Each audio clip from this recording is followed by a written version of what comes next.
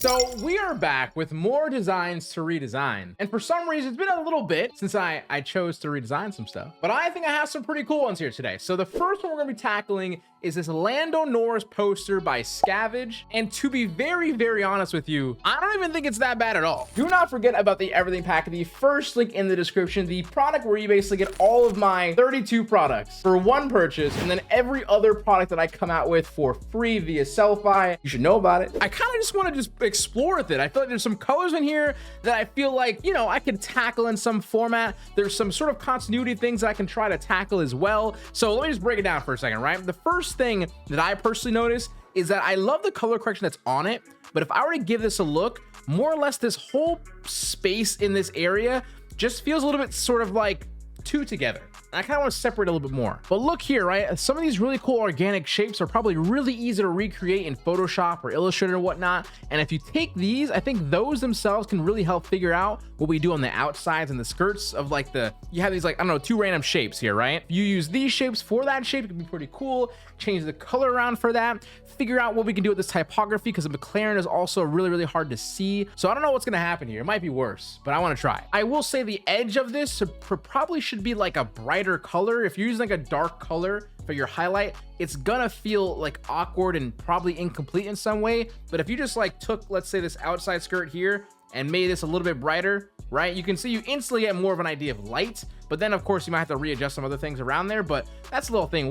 We can fix that though and take that same idea going into it. I can see where that orange in the sky comes in. Oh, dang. I kind of like the contrast of this more. From here, I think we're in a good spot to just go ahead and go for it. So when you usually have like a color and like a black name, I wouldn't do this officially all the time. I'd probably just do it I would just color overlay it. But if you press Control I, then Control U, and then take the hue and saturation, throw it all the way to the left, you can quickly flip something. I don't know.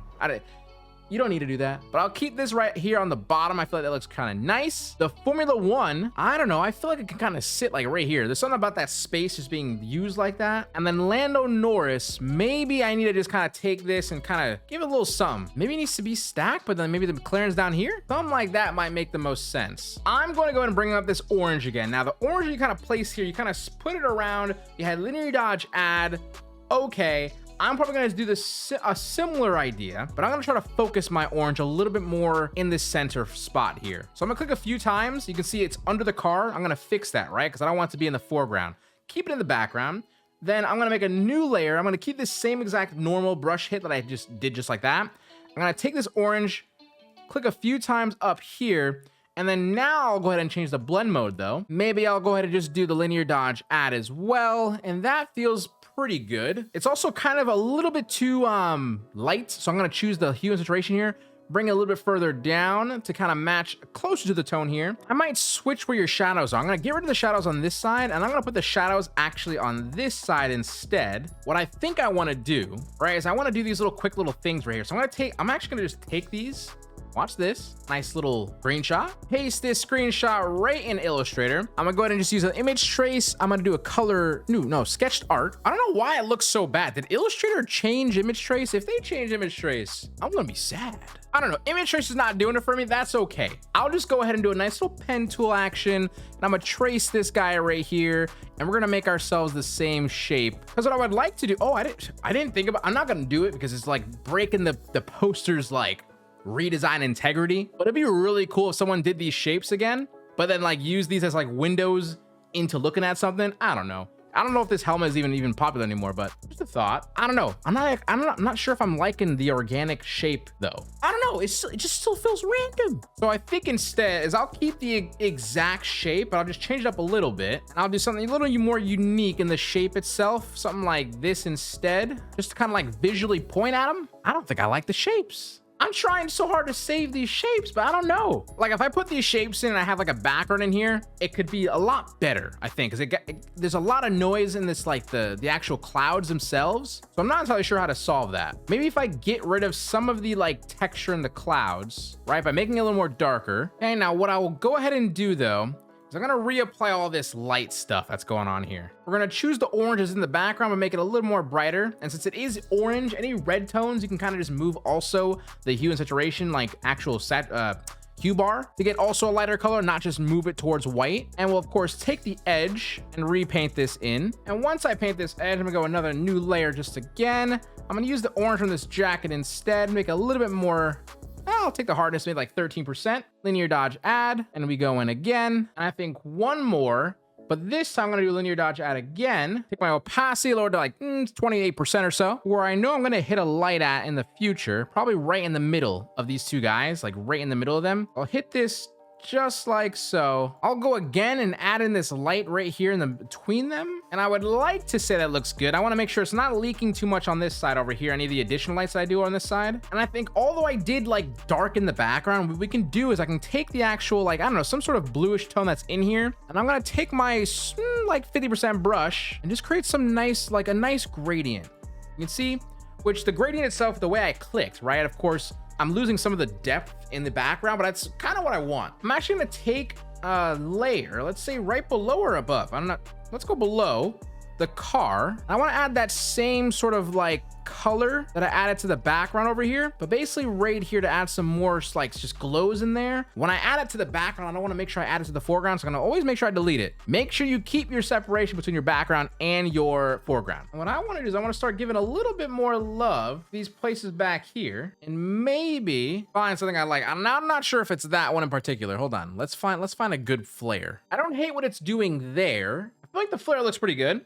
Let me go again though. Bring in a color for a second. I just want to really start playing with the light a little bit. I might just put in one more flare right behind here just because I feel like it. I don't love that the floor is super dark, so I might take the brightness and contrast, fix it over here a little bit. But then if you look right here, I think we gotta change this color right here. It's on currently normal. Maybe we just change it to screen. That feels better. But is these two things still a problem? Kinda. Okay, hear me out.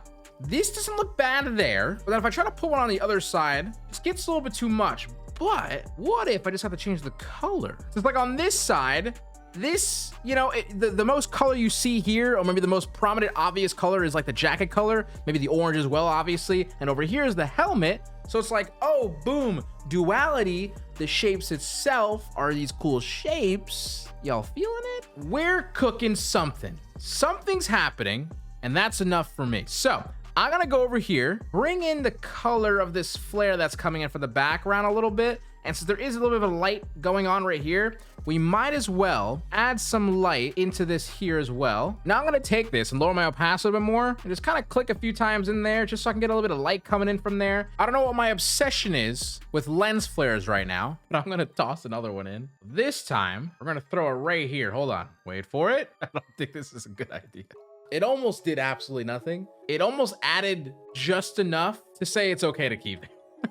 From here, the only thing I want to do is like little final touches. I've been on this one, but I think we're close. I think we're pretty much there. There's not that many things that'll make a significant difference of the way your quality of a poster could look is if you go back and you pen tool out, or I guess like erase the way I am, these sort of banding lines and make it as crisp as possible on the edges. You're in for a treat. There's nothing else that can make that easy good look. I guess at this point, what I want to quickly do, add a little field blur in some places. I mean, it's very little and it's very subtle, which is kind of what I'm hoping for. And I'm gonna say from here, I think we're done. So if we were to toss up before and after with Scavenge and myself, hopefully you can see a little bit of the difference that I actually kept some of his background ideas, and they had the overall idea to do this sort of like rim light and lighting over the players in the car, but that, you know, they missed the mark. So of course, in my example here, I want to make sure I added some sort of light glow in the middle, of course, have that flare in the background to kind of be an example of maybe where the light